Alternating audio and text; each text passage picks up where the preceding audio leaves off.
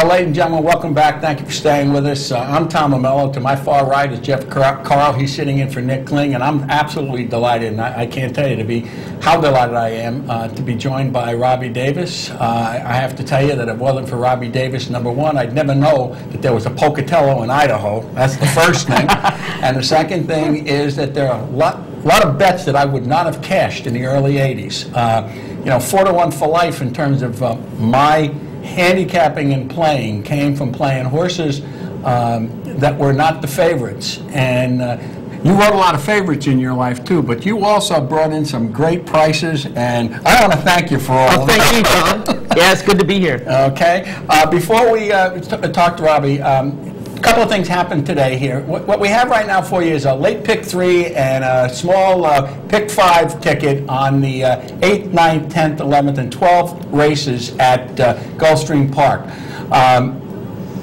We will not be handicapping the NYRA card on Track Facts Live in the future, and what we will be doing is taking a look at races, stakes races outside of the NYRA realm, if you will, in the future.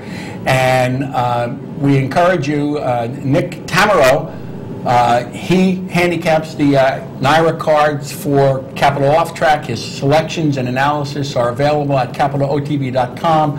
His selections will be on the crawl on Sundays, and you can get his full analysis at capitalotv.com. So the bottom line here is we usually spend about $50, so I spent $54, and I made 2 tickets for the pick 3 races 8, 9, and 10. The stakes pick 3, 7 with the 3 with the 1, 2, 7, and then a 1, 2, 8 with the 3, 4 with the 1, 2, 7. And then on the pick 5 ticket, which you can't hit for $24, but we thought we'd give it a shot here. We took the 1, 7, the one I think is the favorite in the 8th race, with the 3, 4, with the 1, 2, 7, with the 3, 9, and Tom Amello is no fool. He used a racing flow upgrade in the 12th race, the 9 and the 10. So there's the ticket, and we hope we hit something. Robbie Davis, first thing I want you to do, Robbie, is just tell the folks what you're doing now and what you've been doing since retirement, and then kind of update folks initially on Jackie's decision to get into the game and to ride, how you brought her along, and then how you've sort of let her go, which is what dads have to do, right? They sure do, yeah. So just talking to the camera and okay. I've bought 70 acres in Saratoga Springs, just outside of town, Middle Grove, and hi Middle Grove, and all our friends. A great community. I mean, if you drive down Middle Grove, you won't hit a stoplight. You won't even hit a stop sign. If you do hit a stop sign, you'll be in Galway.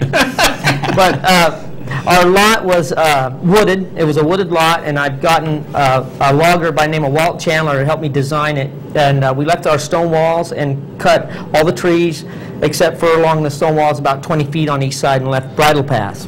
And I bought an excavator, and I learned how to dig up stumps, and I bought a bulldozer, and I made a hell of a mess. But for now, it's a lot of fun, and we have a couple brood mares and a couple of race horses, and we're trying to get them to the track, and it's a lot of fun. Now, you've got 6 children. I have 6 children, and you raise them all the same, and some of them want to be outlaws, and some of them are, pretty good. But Jackie, she is my daughter, my second oldest, and she was going to community college here at Adirondack. She kind of sloughed off the first year. The second year, she sloughed off again, and then she came to me and says, "Dad, I want to be a jockey." I was like, "Oh, man." So that year happened to be the American North Academy riding school was Chris McCarron opened up in Kentucky, and I says, "Well, why don't you enlist in here, and if you can get in, why don't you go to that?" And listen, she had at least some pedigree. She did, but she begged me to call Chris McCarron, and I wasn't going to do it because I wanted her to be entered and accepted on her own merit. Good for you. And when she got there, he says, don't I know you? She says, you look familiar. And he did know her when she was a little girl in Santa Anita when we raced there. Well, good for you for letting her do it that way. And, you know, she needed to learn how to go about it and get up every morning. And, you know, I could shake her out of bed, but I just really wasn't going to get it, you know. And she could get on a lot of different horses. She had, you know, some good classmates where she could learn how to ride, and McCarran was very instrumental in helping her along. So that's an important institution now in the game, what he's doing. It really is, and it was, the country really needed this. And me, I give her 90 to 1. She's 96 pounds. And I just said, oh no, she's always in little dresses and skates and tap shoes, and I said, she'll never make it. You know, you got to be well, how wrong was I? I mean, she has become really good, and she's been a good student of the game. She calls me every day after the races. I watch every one of her races, and she loves the sport. And she says, Dad, this game is getting into my blood. And I'm like, Jackie, it was born in your blood, and that's in our blood. Well, let me ask you. You early on when she graduated, or did they call it a graduation? Yes, they had a graduation. They had a race, okay, and they graduated. You became her agent. Now, was that right out of school, or was that? Yes, it was right out of school, and didn't she start with the chief for a little while? She went and done her internship with Alan Jerkins, and he trains his horses really well. You know, he's a giant killer for a reason. Yeah, and I asked McCarran. I said, he asked me, well, who do you want her to spend her internship with? And I said, well, Alan Jerkins. If she can gallop those horses, she'll learn how to ride. And he's like, well, she's just a little girl. I says, well, that's how she got to learn. I said, she can't be afraid to get on these big horses and these strong. And she went there, and Alan took her under his wing, and he done an excellent job, and she really learned a lot in a hurry. And then she started racing, and she begged me to be her agent. Let's talk about life of an agent.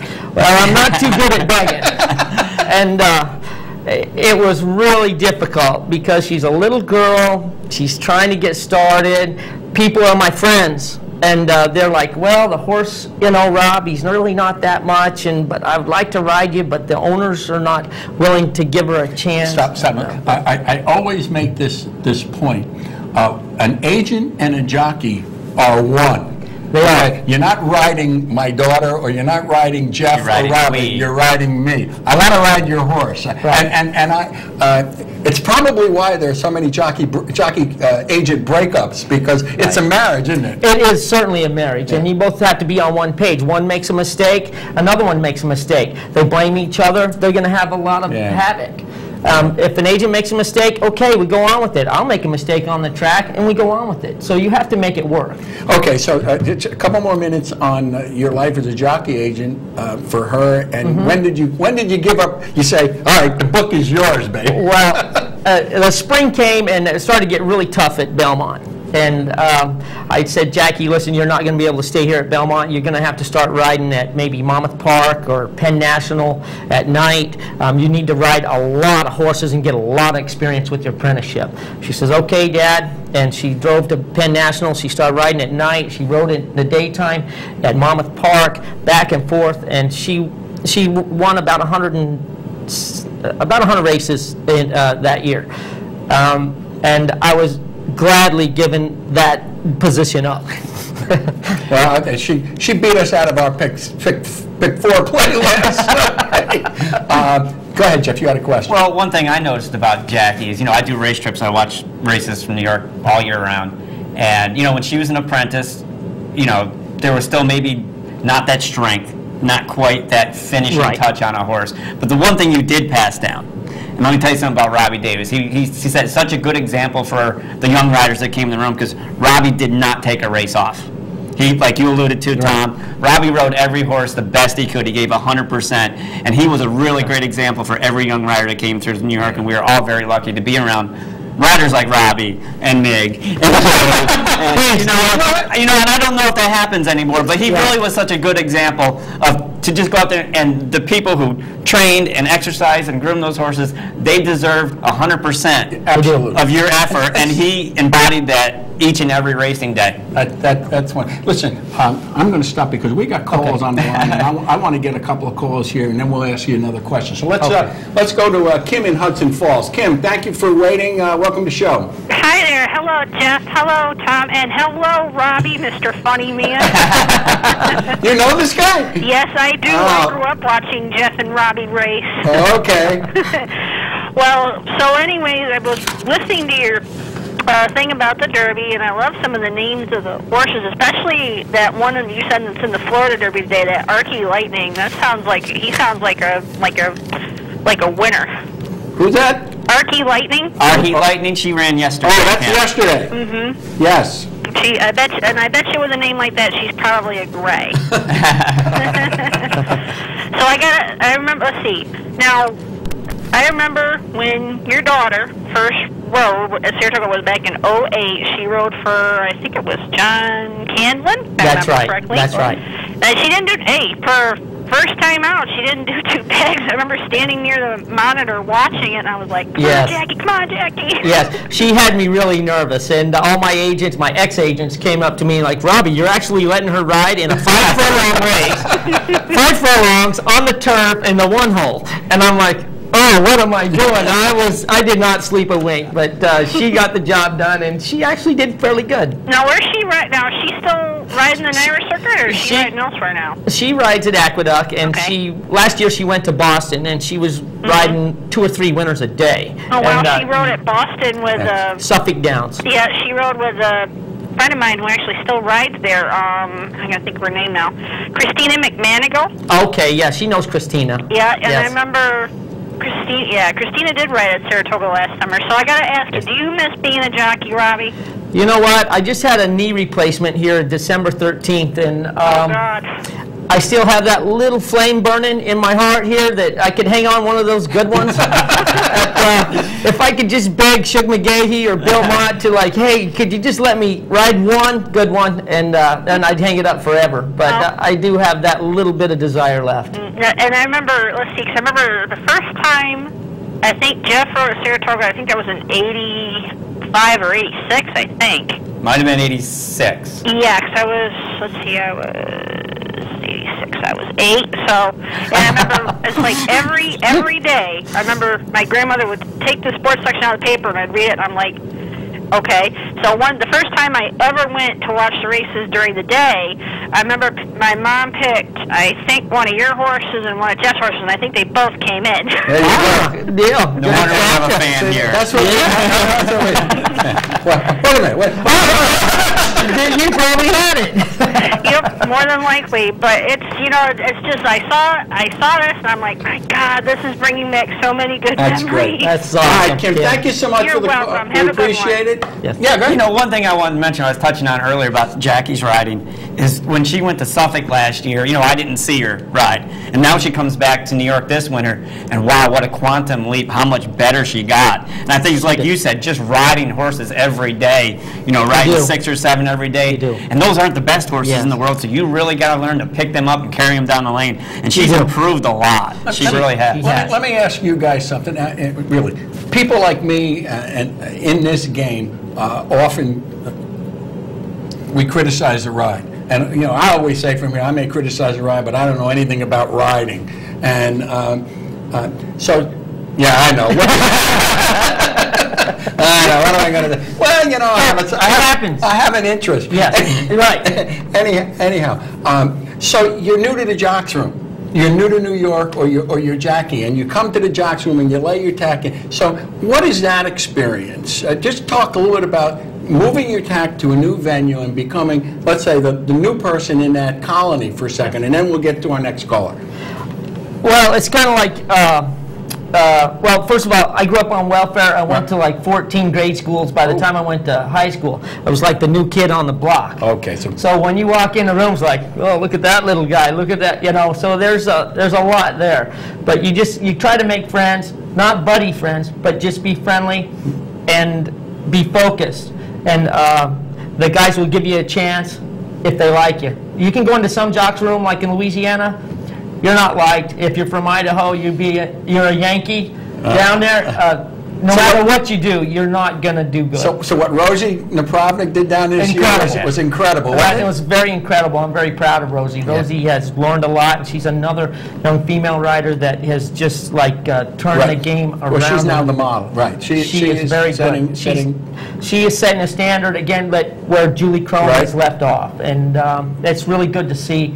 You know, she doesn't beat up a horse so bad that it takes him 2 weeks to come back to a race. And you've always talked about this, that the necessity of having the skills for the safety of all involved. And so with new blood in the jocks room, you all are learning how to ride with each other and what you can and cannot do and the mistakes and that whole apprenticeship, if you will. You know, you've talked about Migliori and Cordero, and so that experience for your daughter. It is a big experience where you can learn from the older riders if you want to learn. If you walk into that jock's room and you got a little chip on your shoulder and that, you're going to get shut down real quick. Okay. Yes. Let's go back to the phone lines. It's Phil in Clifton Park. Phil, thank you for your patience. Welcome to the show. Good morning, guys. Morning, Phil. Good morning, Robbie. Yes, I spoke to you last week in the simulcast in Saratoga. You were there with your family. I was. And I had told you at that time that it's not the first time I've spoken to you, but I told you at the time that I admire you greatly. I told you that you and Julie Crone were the only two that didn't owe me 5 cents on the racetrack. I put Castellano in that category too. Tom knows I love Castellano. Yes. But I'm going to tell you something, gentlemen, about this guy here. This guy is salt of the earth. He has fought through so many tough times in his life, okay, and he was a terrific rider. And Tom, you said it the best price-wise. You couldn't get a better guy on a racetrack. I knew we had you at hello, Phil. Well, no, this guy is a gentleman. You're too kind. And like I say, he had tough times, very tough times, and his character as a human being, forget about a jockey, okay, is unquestioned. I'm going to tell you that. I remember the day he came back in Belmont, his first race back after, he knows what I'm talking about, okay, in New York, after a tragedy, and then he had to go to Idaho and everything else. And his first race back, and he went and paid $13 in Belmont. I'll never forget, and I was standing there as he brought the horse back to the winner's circle. The guy has got the heart of a lion. Believe me when I tell you. And you know, Tom, I'm not an easy guy. Yeah, but you're okay, Phil. I've always given you that. You're a good guy. This guy, thank you. But he is special. Thank you. Okay. Very special, man. A gentleman of the first degree, and I wish him all the best. Well, thank you, Phil. You know, he made a statement to me which I didn't realize. I don't know if you remember talking to me last week, Rob. Yeah, sure I do, Phil. Sure. Okay. And he said to me, when he was coming up, he had 10 Hall of Famers on the bench. That was his words, word for word. Yes. 10 Hall of Famers on the bench that he was riding with. Yeah. And, you know, that is not an easy colony to break into. No. And he won, and I didn't even realize that he won like 3,400 races in his career. Over 3,000, that's right. He was, I can't express it. I really can't.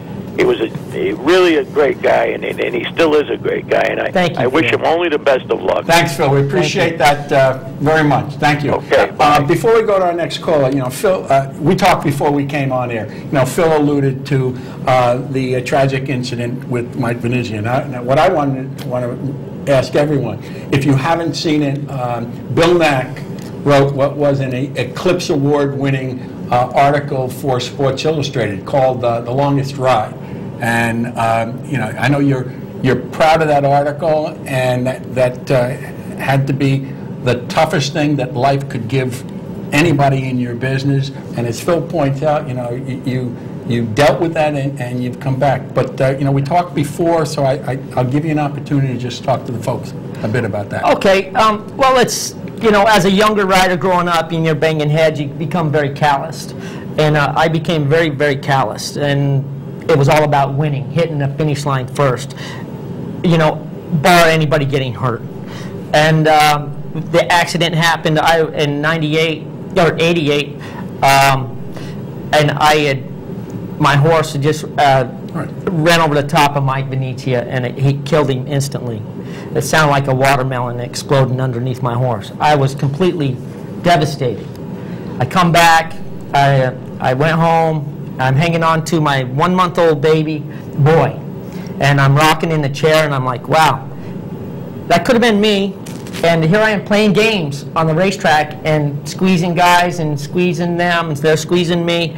And I thought, well, I need to do a few more things in life before I go down and not get up again. So I bought a 40-foot motorhome, and I went skiing in Colorado, and I went to Idaho, and I got to see all my friends, and I had to just get my mind off of it because I was just, there's no way I could go out there and focus and try to ride again.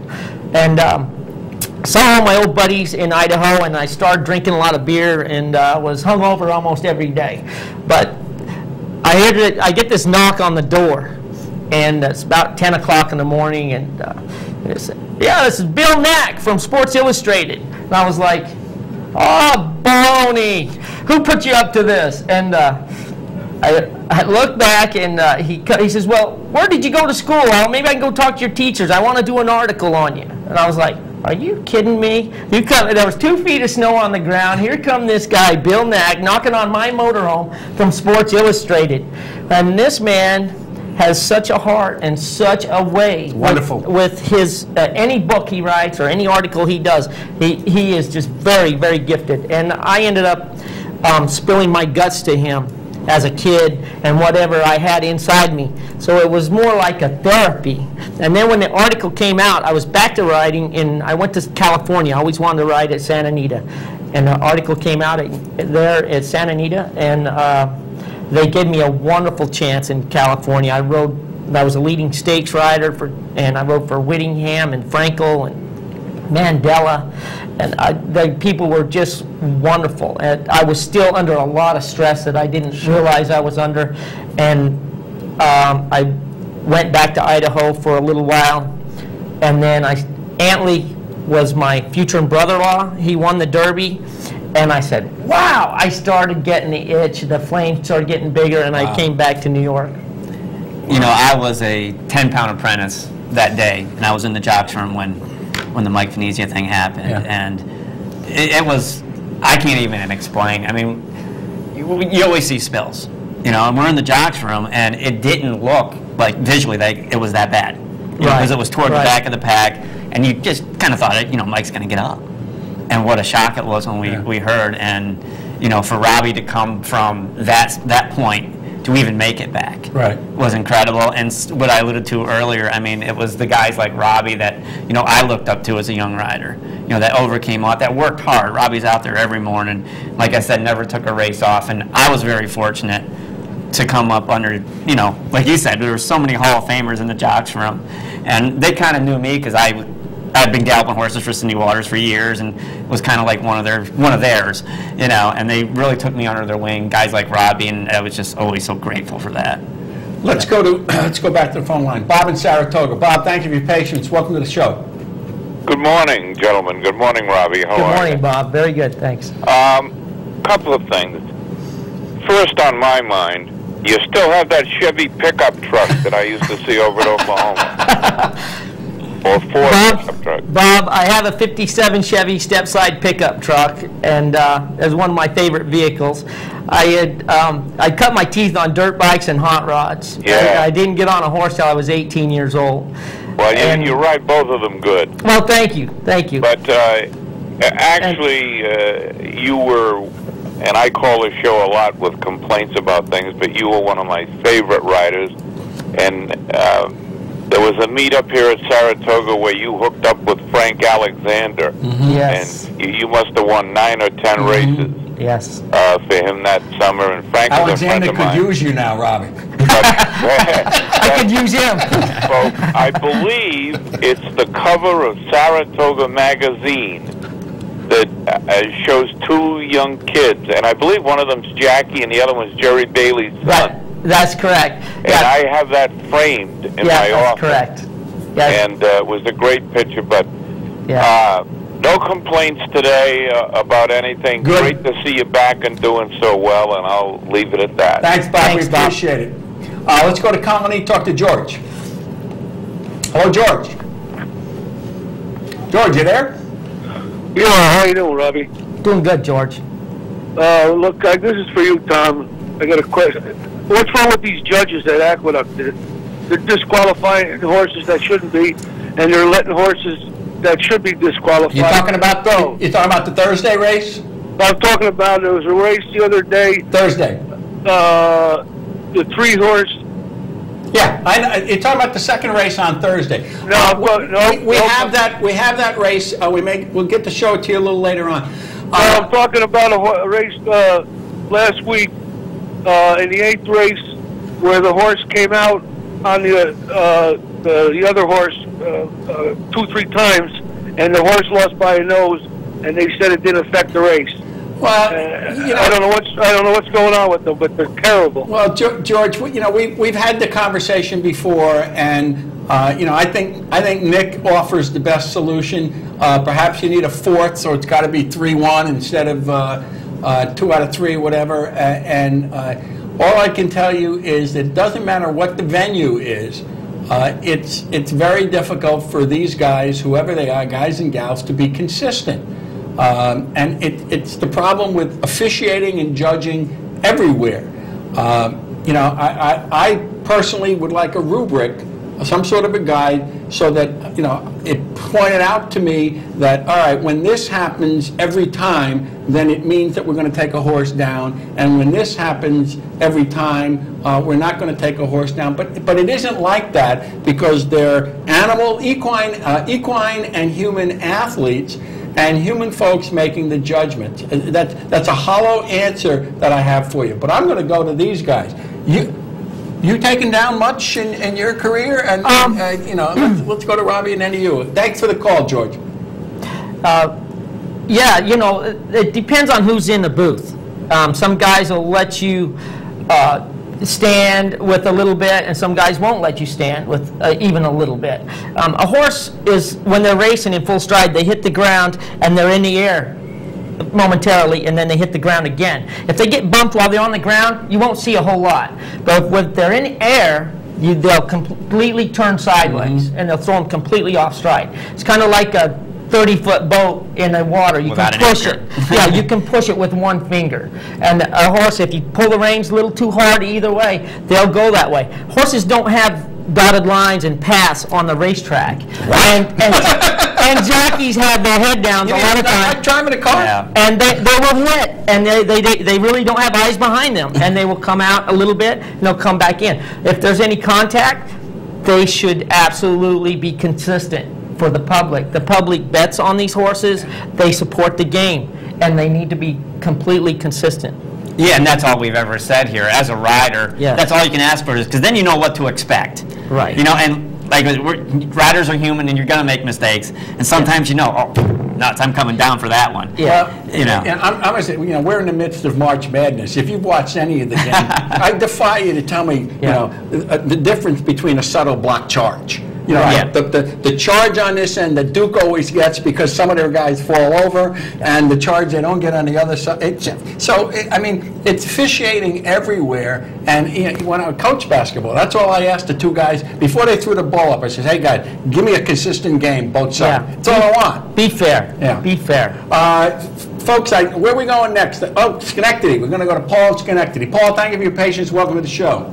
Yeah, how you doing? Great. Doing good. I'm just a favorite of Robbie Davis. I followed his career. In every race up at Saratoga, I bet on. And this one particular day, this horse was like 75 to 1. And the guy goes, "That horse ain't got a shot." And I said, "It's Robbie Davis. He's going to pull it in."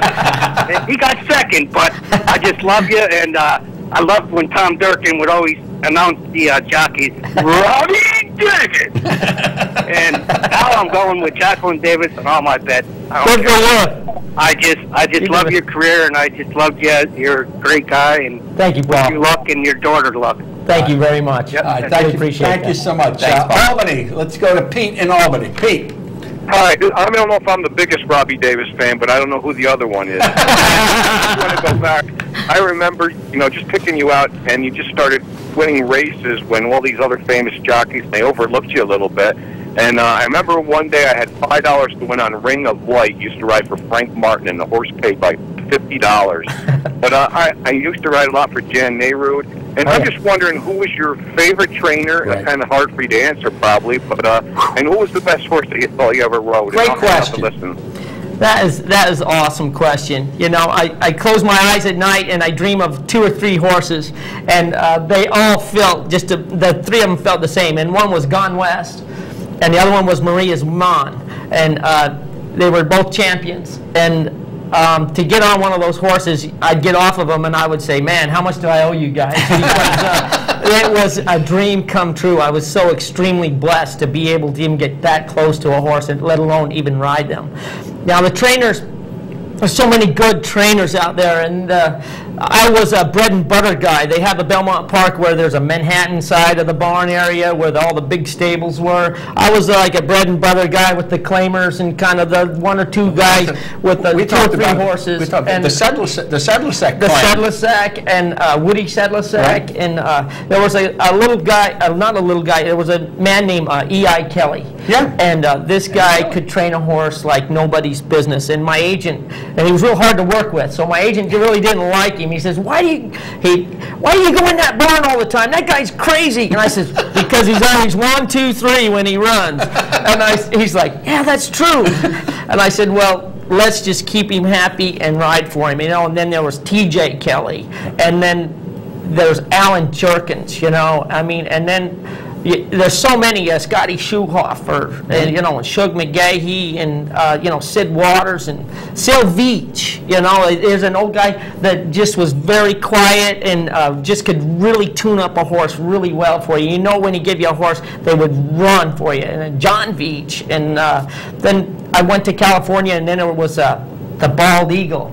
You know, and when he put you on a horse, the thing, you just like, he'd say, listen, just keep him out of trouble. That's all he would say. And you could just, and you could mark my words. He would come running down the middle of the track and win. I mean, yeah, what you're talking about is a time and people who were trainers who were super.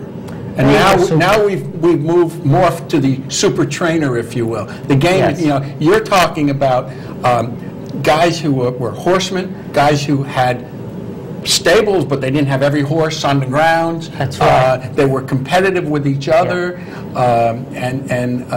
you know, there was this milieu, this world of the track that is very different today. Yes. There was quality horsemanship, and now you see a trainer a lot of times, you know, and I have a trainer's license, but you know, I don't sit in my car, and I don't sit in the clocker stand, and not all of them do this, but there's a lot of trainers that are in the kitchen all the time, and you don't get training done by being in the kitchen and having your vet or have somebody else do a lot of the work. All right, Or your assistants. Oh, your assistant, Yeah. exactly. All right, we're going to go back to we have to take one more phone call in this set. Then we're going to take a commercial break. When we come out of commercial, we're going to show Robbie Davis's Jockey Club Gold Cup win. So let's go to Joe in Utica. Joe, thank you for your patience. Welcome to the show. Oh, you're welcome.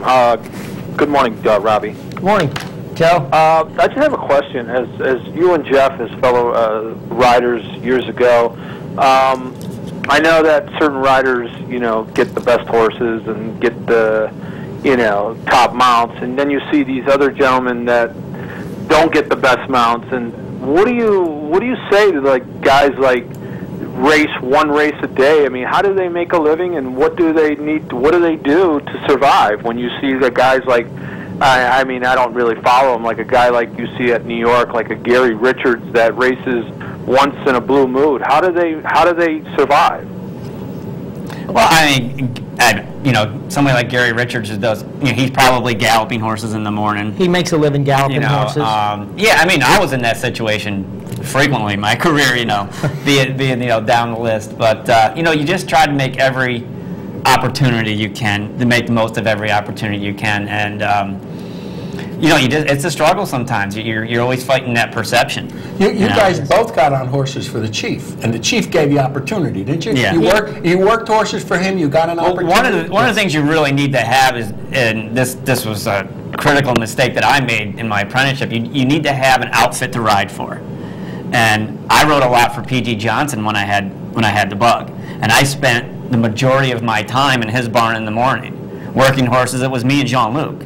Right. You know, Jean-Luc was his journeyman, I was his apprentice, and we basically split the mounts. Yep. And I was kind of led to believe that when I lost my apprenticeship that I was gonna, Jean-Luc. No, that I had a little bit of a home there. What I didn't realize, and what PG told me after I lost the bug, and I'm struggling trying to get mounts, he said, "Jeff, I want to talk to you in my office." And I thought he was going to give me that big pep talk, yeah, you're gonna. He pulled me in the office. He said, "I don't think you should ride races anymore." He says, "I think you should retire and be one of my assistants." He goes, "You think like a horseman. You don't think like a jockey." And my question was, wait a minute, I'm 23 years old. Yeah. I weigh 108 pounds, and I wasn't ready for that. In a way, I was honored, but I wasn't ready for that. You didn't want to hear that. I didn't want to hear it. Yes. But it's what he felt I should do, and because it wasn't what I wanted to do, I was pretty much done there. Right. And when I didn't have that, that backbone, that outfit to go to, and he didn't ride me, it just snowballed from there, and I eventually had to, I went to Maryland. All right. We're going to have to take a commercial break. We've got a couple of calls on the line. We ask you to please be patient. We'll take this break, then we're going to watch the Jockey Club Gold Cup, and we'll be right back. Stay with us.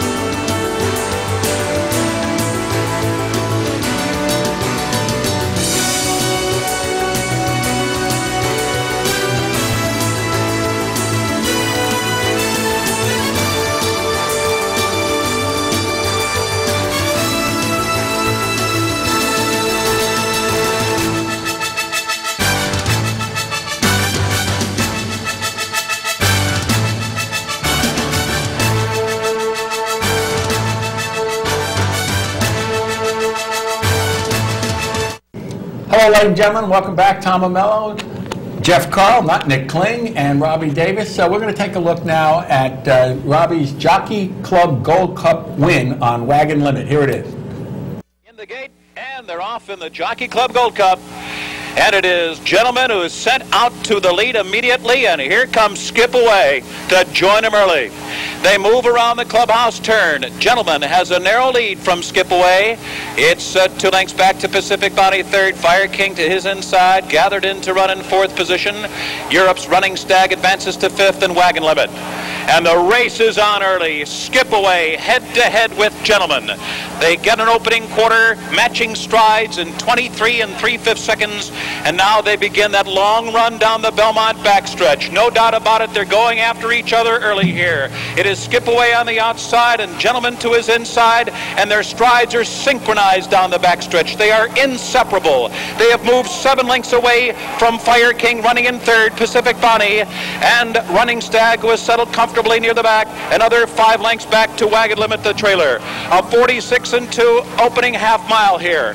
They are 5 furlongs from the finish, and they are still racing as if one. Gentleman and Skip Away.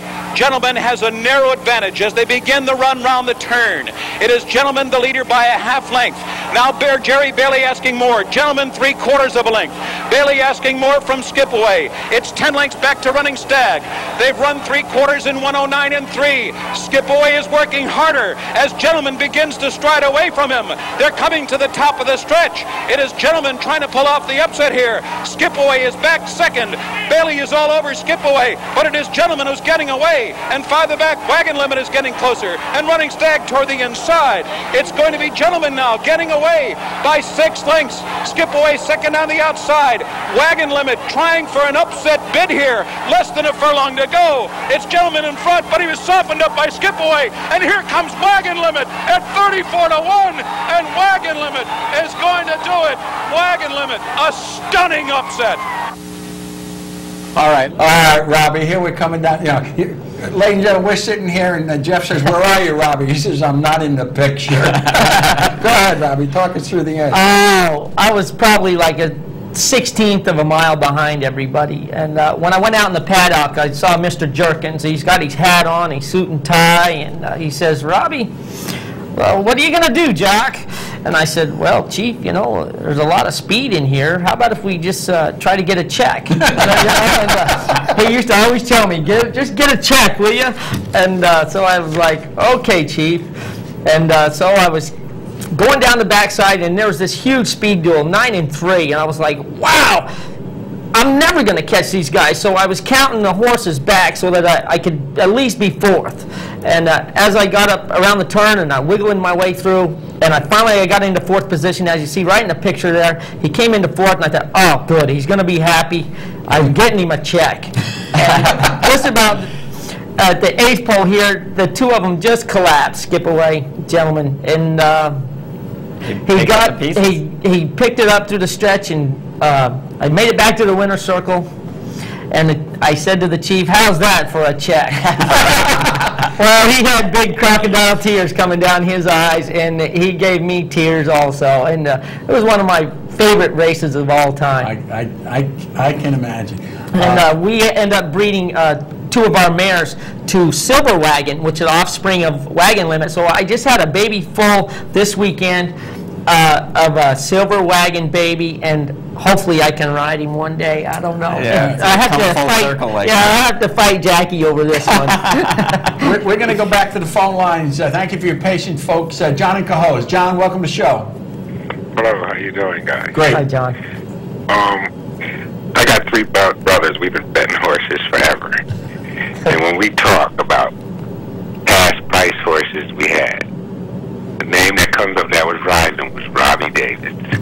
And correct me if I'm wrong, I don't know if you remember the names of the horses you won with, but I think I had you on a horse named Wave Your Flag on a turf at Saratoga. Yes. You paid about $35. Yes.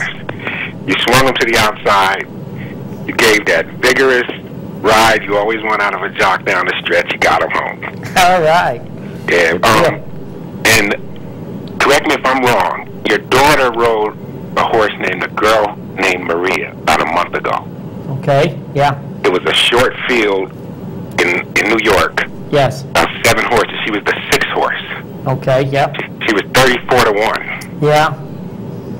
Yeah. And correct me if I'm wrong, I believe Jackie was riding them. Oh, yes. But I followed that horse in Saratoga this summer. That day, I laid off of her. But that's not bad. Okay. Because in this game, you learn lessons. Yeah, right. And I learned a lesson. When Jackie's on a price horse that I like, there you go. Don't let her slip by. That's right. That's something that father definitely passed down the dog. Yeah. Thanks for the call, John. Let's go to Saratoga. I think we're going to, Saratoga, talk to Don. Don, thank you for your patience. Welcome to the show. Hello, Don. Hello. Hello. Welcome to the show. Okay, thank you. Well, what do you got to say, Don?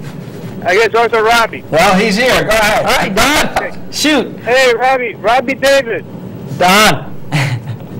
Hello. Hey, Don. How are you, buddy? I'm good. How are you? Doing good. You got a question? Yeah, I got to thank you for a day off about 10 years ago at Saratoga. you ran a horse called Snow Dance in the 8th race. He was 15-1.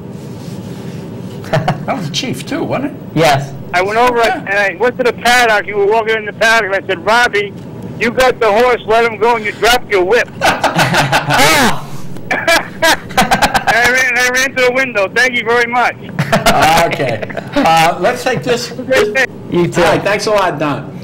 Tim in Utica. Tim, thank you for your patience. Thanks a lot. Sure. Tim, you there? Yes, I'm here. Okay, welcome to the show. Okay, thank you. Listen, I've got a question for your two jocks there.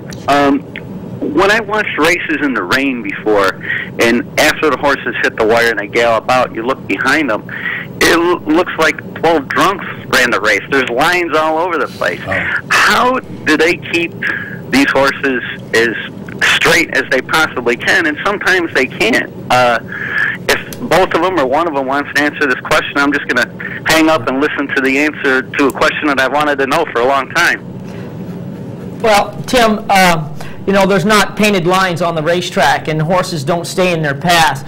Horses will be running. They think they're running straight, but they're actually running at a little bit of an angle.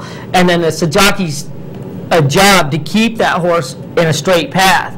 And now, if the jock takes his eye off of the rail, then he's going to go out a little bit more, or he's going to be coming in a little bit more. The rail is the only gauge that a jockey has of how straight he's going. So, and once a horse, he's getting hit, he might duck a stride, or he might be in between horses, and horses might be veering in. Horses don't run truly straight. They have elements on their legs, where they'll lug in a little bit, or they'll lug out a little bit, and there's kind of like a car out of alignment. The very good horses will run completely straight, and jockeys will just have to hang on. But most of the, like 75% of the horses, they do not run straight. You know, and sometimes you alluded to, you know, a muddy racetrack and seeing lines all over the place. When a track is muddy, that kickback is an awful lot greater. So when you turn for home, you know, and you got a little bit of run, you're going to try and get clear and give your horse the best chance to you know, proceed forward. Now I'm going to ask you this question, both of you, okay? You know, you bring in price horses that aren't favorites, so you know you're not on the favorite. At what point in the paddock, in the ride to the post parade, or at what point do you think you have a chance on a horse that's not supposed to have a chance? I mean, and or don't you? Well, or did it just unfold? You know what, being a little bit of a, you know, dreamer, I always imagine myself winning the race, regardless. Always try to map out some way to win the race. So you visualize no matter what. No matter what. Well, that horse doesn't know he's trying to win. But I tell him all the way to the gate, listen, bud, you're 4 to 5. Let's get this thing done. I don't want you making me look bad. So every time I get on a horse, I pretend like he's 4 to 5. And then if he gets beat, hey, I don't care. But this way, there's no pressure. Right up like they're 4 to 5. And you take a peek at the top horse that's 45 to 1. You say, oh, he's 4 to 5. Yeah, you can't look at the board. The board lies. I love it. The horses tell the truth. They tell the truth. The board. I'm going to write. The board lies. I'm writing that down as soon as we go to the next caller. Dave in Saratoga.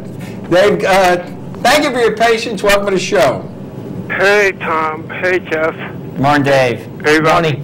Morning, Dave. Robbie, you've been one of my favorite riders for years. I had the pleasure of meeting you back at Stonebridge a few years ago. Yes. And I was just listening to everybody, and they're talking about when you bought in a horse 24 to 1, 15 to 1. I bet you a lot. I only got 4 to 1, so I don't know about them years. But I just want to call in and say hello. Well, maybe Jackie can make it up to you, Dave. Okay. Keep an eye on her. There's nothing wrong with 4 to 1. No, 4 to 1 for life, right here. There's nothing wrong with 4 to 1. Let's see. Where I almost don't know where to go now. After you've told me that the board lies and the horses tell the truth. You ask him a question. I'm almost out here. You know, one of the things I was trying to remember, what was the horse's name that you won the Pimlico Special on for Rick Schosberg? Okay, this horse's name is As Indicated. That's right. He was big chestnut horse. He was a big chestnut horse. He was 7 for 7. He's going into the Pimlico Special. It's a $600,000 race. I I get over there to the paddock. Rick Schosberg, he says, Rob, he was stuck on a van. There was a wreck on the Garden State, and we were on the van for 6 hours. He did nothing but stand there and paw. So warm him up good, make sure he's okay. I said, all right, Rick. So I go out of there, I get on him, I'm warming him up. He's dragging his head. He's doing a life at 10. He's doing this. It's a $600,000 race, and I'm scratching my head. I'm like, wow, this is not good. So I kept warming him up. Usually I warm him up. As soon as he started getting a little bit antsy, I'd just walk him so he didn't get too aggressive. And he would never pick up the bridle. So I'm not going to take him over to the vet and scratch the horse. He's moving fine, but he's just not himself. It's a $600,000 race. You know, how many chances does Rick and do I and Mr. Benson get a chance to run in one of these races? So I put him in the gate. Devil is due. Boom! Shoots out. And this horse was always on the pace. He breaks out of the gate and he's lethargic like this. I'm like, oh, shoot. And I was like, I couldn't get him in the bridle. So I says, okay, he knows what he's doing. And I felt he was a little bit off. So I just shifted my weight a little bit onto this side because I felt he was trying to get off of something. Now this is a secret. You're just helping him out. Yeah, this is a secret that a lot of riders that I'd never tell Jackie because it's a secret that you learn after riding for a long time. And I got my weight over to the side and I'm letting him run and he's picking it up. And he's picking it up, and he's picking up, he's catching him. He comes and wins the race from way off the pace. Alan Jerkins trained Devil is Due, and he says, that was a rotten trick you did taking that horse back. And I said, you don't know the half of it. You know what? I was watching it on the jockey's porch at Pimlico. It was a great spot to watch a race. I looked at Rick Schosberg's face when that horse left the gate, and he just was like, yes. I mean, he was, and then the horse exact opposite. When all of a sudden he started to pick it up, he looked astonished. It was, and you know, just a credit to the horse's heart. He had pulled his XYZ tendon in his leg, and he had a year off after that race. But what an exciting horse, and what a good time. Thanks, Rick, for the good time. But okay, we got to wrap things up here. One thing, couple of business things here. First of all, we had a pick at Santa Anita from Zenyatta John in race 8. He likes the one, Attaboy Roy. This one is making his return today, and he's fast. Suggests he'll go wire to wire. And let me see if I got one other thing here. Hold on a second. Well, just I just want to say that first of all, I want to thank you all for your emails. All of these emails speak well of you. Well, thank you. Speak well of you as a person, as an athlete, and they're delighted to have had an opportunity to meet you here, and they think that you've made this a pretty good show, for which I'm always grateful. Anytime somebody thinks it's a good show. Thank you, all. Yeah, thank you. And on behalf of Robbie, I'll thank you, and I'll thank him again. You know, even though I'm kind of in this game, there's a lot of times I don't think I'm in the game, and so anytime I get to sit down with and talk with some of the folks who are legends and heroes of the game, I appreciate that opportunity. So I really appreciate the fact that you reached out. You know, I get an email, and it says, there's a horse you ought to pay attention to, and it's signed Robbie Davis. So I send back an email, thanks, are you that Robbie Davis? And he sends back an email saying, yeah, I'm that guy. I said, well, look, we ought to get together. And I asked Jeff to put it together for today, and it worked out well. Thank you. Thank you for coming in for Nick, as always. You add something very positive to this show, and we appreciate the professionalism that you bring as a broadcaster and as a guy knowledgeable in the game. I want to thank the guys downstairs, Dan Hayes and Pat Peretta, for their help.